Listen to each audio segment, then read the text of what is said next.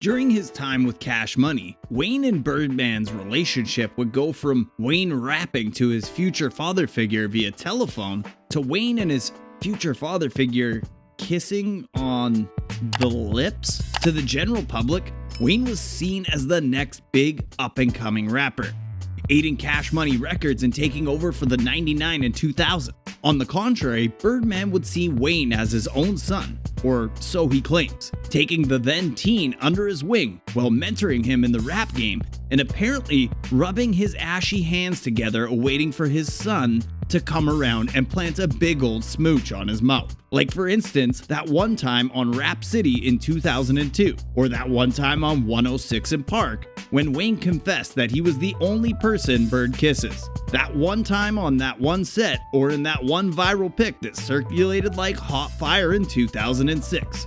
Reports and rumors of the two's Too Close for Comfort union would be plastered across headlines, and questions about their sexuality have been brought up for years. On top of the already questionable relationship, clips of Wayne's documentary, The Carter, has resurfaced of Wayne telling one of his minor artists on his Young Money distribution label about the time Birdman and Co. insisted on having an 11-year-old Wayne groomed and seduced by a much older woman. During the time Wayne wanted out of his contractual duties with Cash Money, lawsuits would be filed, and subsequently, rumors of Birdman setting up his quote-unquote son to be killed during a concert in Miami would begin to circulate. It's clear there's a lot of unpacking to do here. So let's get into Wayne and Birdman's incestuous relationship. Before he'd even set foot inside of a middle school cafeteria, Lil Wayne, who was only known as Dwayne Carter at the time, had big aspirations of becoming a rapper. Somehow, crossing paths with record label co-founder Lil Slim in the year 1991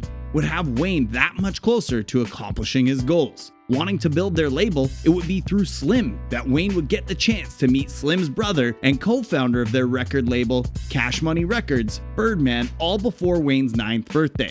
With his mom completely against the idea of her son dabbling into a field not so positively glamorized, this would only make him want to work harder at turning his rapper fantasy into his reality. After some time of Wayne trying to prove his worth to Birdman, he'd finally allow Wayne to officially join his label, Cash Money Records. At this time, Wayne would only be 12 years old, but had been placed into a duo group that went by the name BGs. The stint would last very short, and he'd later be placed into the Hot Boys group alongside fellow Cash Money artists BG, Young Turk, and Juvenile. During this too, Wayne would officially sign a solo contract with the label, and would also be during this time where Bird and Wayne's relationship would go from a child rapper looking up to his older rapper peer for rap guidance to a now teen looking up to his main mentor as a father figure. During his adolescence, Wayne says his father wasn't in his life, and it'd be his stepdad, Reginald, who had stepped in and fulfilled that role until his untimely death. No one really ever questioned Bird and Wayne about their close relationship. However, that would all change in 2002. Appearing on an episode of Rap City hosted by Big Tigger, Birdman and Co. could be seen sitting nonchalantly on a couch, talking and answering Big Tigger's questions, till later on in the show, we see a young Wayne and a few others enter the room.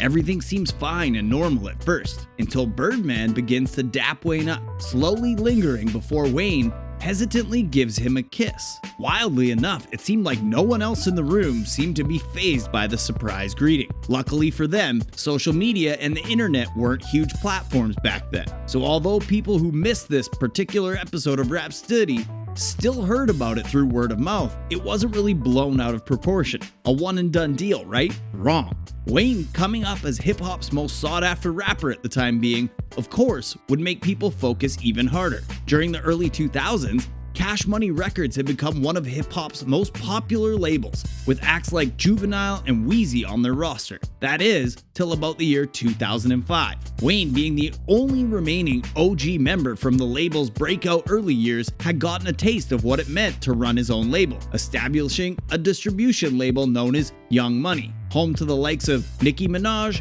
and Drake back in 2003. 2005 would also be the year his fourth studio album, The Carter, had been released, and financial issues within the label were speculated when Wayne had begun to flirt with the idea of leaving his Cash Money family in favor of a $175,000 offer given by Jay-Z, who planned on signing Wayne to his Rockefeller Records label. During a live interview, Birdman and Wayne had appeared on BET's 106 in Park to promote their song and album of the same name, Stuntin' Like My Daddy. During the broadcast, the show's host, Free, had asked Birdman about his grills and whether or not he could kiss other people with the gold in his mouth. In response, Wayne boldly and very confidently, I must say, confesses that he was in fact the only person Bird kisses. But it doesn't stop there. Wayne took it upon himself to actually reach over and peck Bird smooth right on the lips, to which the cameraman actually had to zoom to a close 3. Created using Celtec's upshot of the host in order to censor the ambushed lip backing,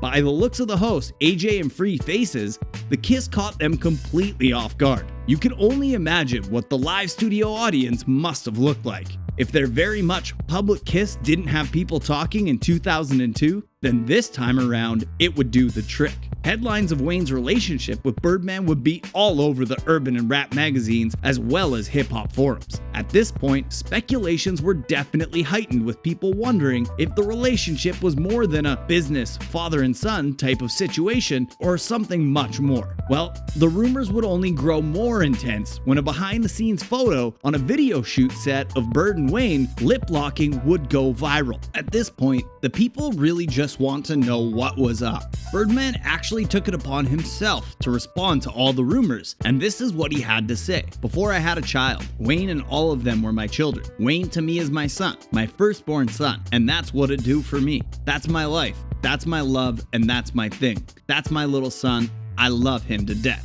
In recent years, clips of Wayne with Birdman seem to resurface every 2 to 5 business days. Now that these videos and pics of them kissing were out there, people began to put on their tinfoil hats and began dissecting their relationship even further. In a recently resurfaced clip taken from Wayne's 2009 The Carter documentary, Wayne is seen talking to one of his 15-year-old artists, Little Twist, where he asks the 15-year-old why he has yet to have any sexual relations. Unprovoked, he then goes on to disclose about the first time he himself had a sexual encounter, further going on to say that it was in a dorm room full of adults. Birdman included who then pressured a woman to perform sexual acts on then an 11-year-old Wayne. As you may have already guessed, this sparked a huge debate about the role Birdman played in Wayne's life. Some even going as far to say that Wayne had been groomed by Birdman since childhood. Flash forward to the end of 2014. If the waters over at Cash Money weren't evidently turbulent before, we'd find out that Wayne was in the middle of suing Cash Money for $51 and a string of back-to-back tweets of him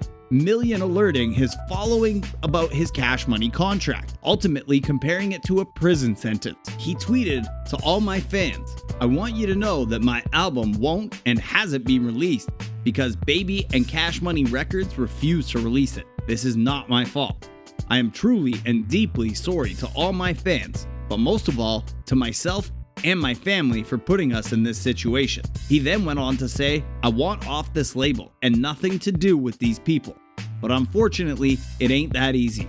I'm a prisoner, and so is my creativity. Again, I am truly sorry, and I don't blame you if you fed up with waiting for me and this album, but thank you." Given the fact that this wasn't Wayne's first time speaking out about potentially leaving the label, in his 2011 mixtape not affiliated with Cash Money, he referred to the label he'd been signed to since a wee child as a garden full of snakes that he had to escape from. Despite his manager coming out to say that Wayne had intentions on leaving the label, we sure couldn't tell. It wouldn't be until April 26, 2015 when things would take a major turn for the worst. While Wayne gave a performance at the Compound in Atlanta, his tour bus was attacked by several bullets, and Birdman, along with fellow rapper Young Thug, were deemed main suspects. Despite Young Thug claiming Wayne was one of his favorite rappers of all time, a suspect IG post of him linked up with the Birdman would immediately raise red flags. A rapper who goes by the name Pee Wee Roscoe is said to have been the alleged shooter.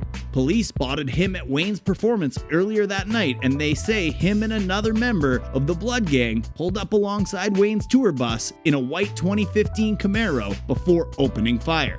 When cops tried approaching them, they quickly sped off. Reports also state that the first person Pee Wee called was Birdman. but Birdman has denied any involvement of foul play in the incident. Fortunately, Wayne wasn't hurt in the incident and was ultimately escorted out by police. After another incident of Bird and his entourage seen throwing what looked like to be a drink at Wayne during his performance at a Miami club, but in early 2016 the two were spotted partying together, which led us to believe that the two were back on good terms. So what about those love pecks circulating in the 2000s? Those a part of the Cash Money family back in the day are a little split on what the kisses truly meant. Previous members like Young Turk have made comments stating how every guy plays gay games with their friends, and that the kiss between Bird and Wayne was more like a mob type of thing, whereas members Young Buck and Juvenile have said that any man who plays like that is suspect, and that they'd never allow Birdman to do them like how he did Wayne. Former video vixen Corrine Steffens wrote in her book how about her relationship with Wayne to make love to a Martian, who she's known since the year 2000.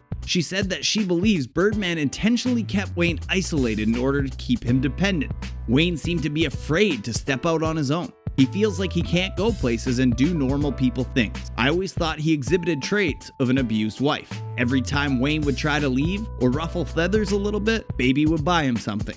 When Wayne considered going to Jay-Z's label, Baby gave Wayne his own label. Every birthday, there's $1 million, a new car, these extravagant gifts.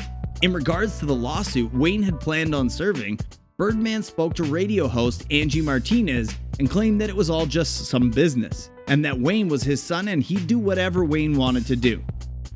That's not how Wayne was talking. We'll let you guys be the judge. The lawsuit was settled back in 2018, and it looks like the two are back on good terms, with the two appearing in a music video shoot in the beginning of 2021. Are you feeling Birdman's "I kiss him cause he's my son" claims? Or do you think there's way more to this story? Let us know what you think in the comment section down below.